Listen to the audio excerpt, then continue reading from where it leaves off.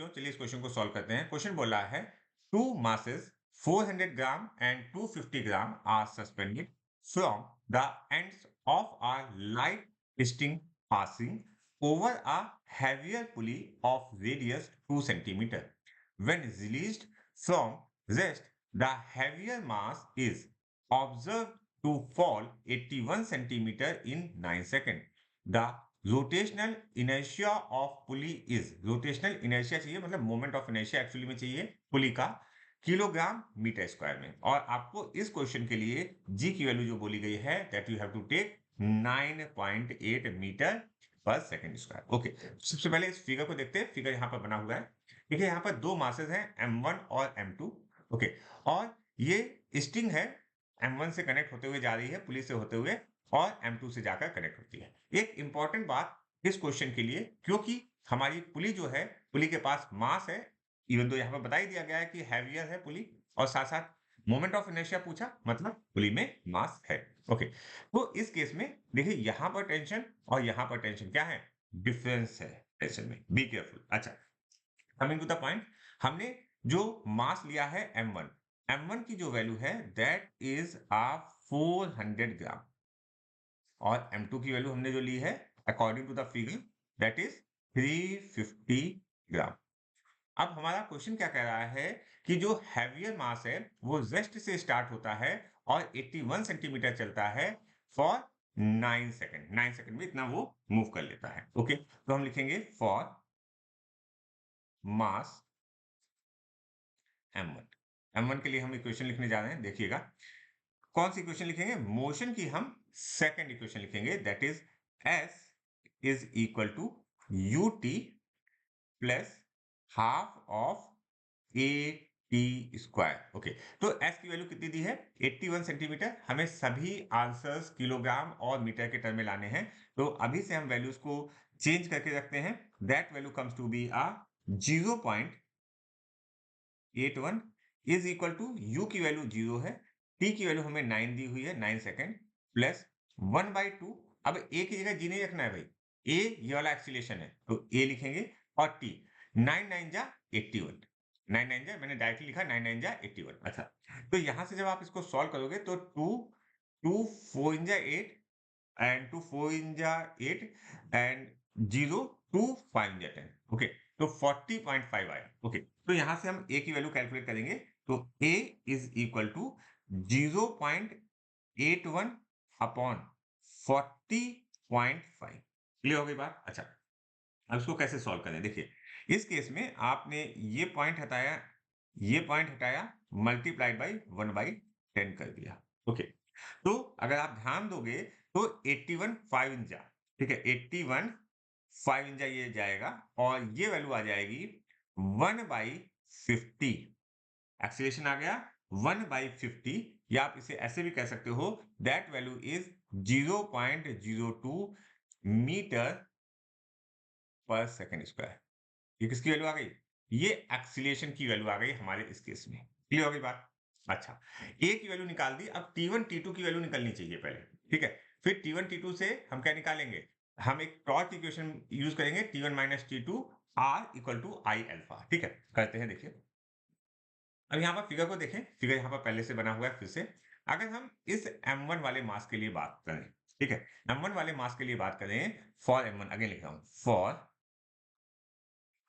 M1, ठीक है। M1 के लिए अगर हम बात करें तो M1G जो है वो नीचे की तरफ लग रहा है, तो मैंने लिखा M1G minus T is equal to M1A, ठीक है।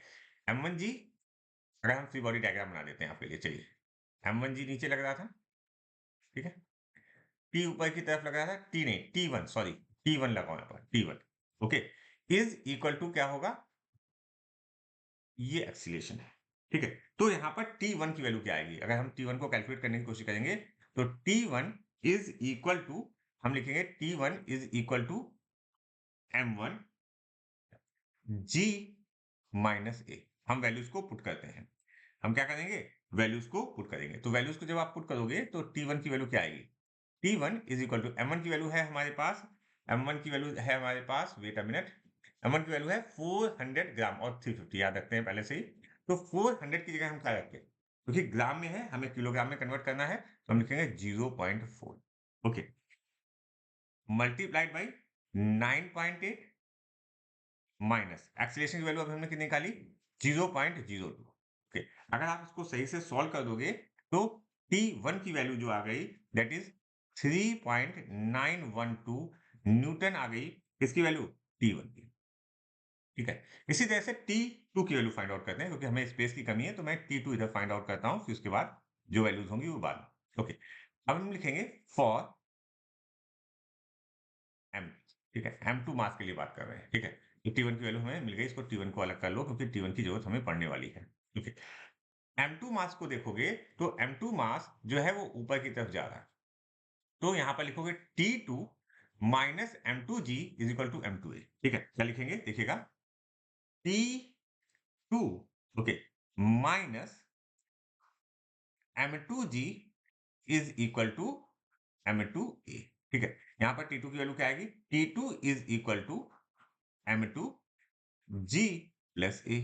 अच्छा, M2 की वैल्यू क्या है, M2 की वैल्यू है दैट इज 0.35। अच्छा, G की वैल्यू कितनी है, 9.8। ओके, अच्छा, और एक्सीलरेशन की वैल्यू कितनी है, प्लस 0.02। ये वैल्यूज आपको अच्छे से समझ में आनी चाहिए। ओके, अगर आपने इसको सही से कैलकुलेट कर लिया, ठीक है, तो ये आएगा 0.35 मल्टीप्लाइड बाई 9.82। ओके, अगर हम इसका सही से कैलकुलेशन कर लेंगे तो हमारी वैल्यू क्या आनी चाहिए, हमारी वैल्यू आनी चाहिए यहाँ पर that value comes to be 3.4 3.437 newton. Okay, अब हमारे पास क्या आ गया, T1 और T2 की वैल्यू आ गई। अब जब फिगर को ध्यान से समझने की कोशिश कीजिएगा, देखिए ये जो T1 है और ये जो T2 है, ठीक है, T1 और T2 जो हमारे पास टेंशन फोर्सेस हैं, ये वाला फोर्स और ये वाला फोर्स, तो इसमें किसकी वैल्यू ज्यादा है, आपको साफ दिख रहा है कि T1 की वैल्यू ज्यादा है। तो T1 जो है वो इसे नीचे की तरफ लाने की कोशिश करेगा और T2 इसका अपोज कर रहा होगा, तो हम क्या लिखेंगे, T1 minus T2 into are. Are क्यों लिख रहे हैं, क्योंकि जो ये हमारी पुली है वो रोटेट, तो ये जो पुली है, बेटा सेकेंड, वो रोटेट तो इसी पॉइंट के अबाउट कर रही होगी। ठीक है, तो हम इक्वेशन जो लिखेंगे वो लिखेंगे T1 minus T2 into R is equal to I alpha.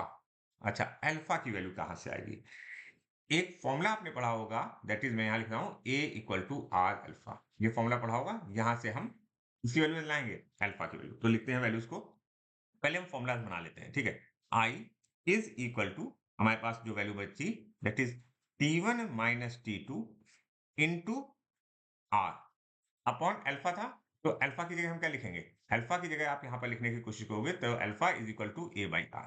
तो A डिनोमिनेटर में चला जाएगा, आर ऊपर से फिर से आ जाएगा, तो आर स्क्वायर। ये हमारा फॉर्मूला बन गया। ठीक है, एक तरीके का फॉर्मूला, एक तरीके की इक्वेशन बन गई। ठीक है, अब वैल्यूज को रख देते हैं, तो आई इज इक्वल टू क्या हुआ, 3.912 माइनस 3.437। ओके, आर की वैल्यू कितनी थी, आर की वैल्यू थी 0.02 होल स्क्वायर। एक बार आर की वैल्यू को क्रॉस चेक कर लेते हैं, यस 2 सेंटीमीटर लिखा हुआ है। ठीक है, अपॉन एक्सीलरेशन की वैल्यू कितनी थी, एक्सीलरेशन की जो हमारी वैल्यू थी दैट इज 0.0। ओके, अगर आप इसको सही से कैलकुलेट कर दोगे तो आई की जो वैल्यू आएगी that is 0.0095 kilogram metre square. ये हमारा आई का आंसर आना चाहिए। तो ये जो क्वेश्चन है, ये क्वेश्चन कॉन्सेप्ट वाइज और कैलकुलेशन वाइज दोनों ही तरीके से थोड़ा सा अच्छा क्वेश्चन है।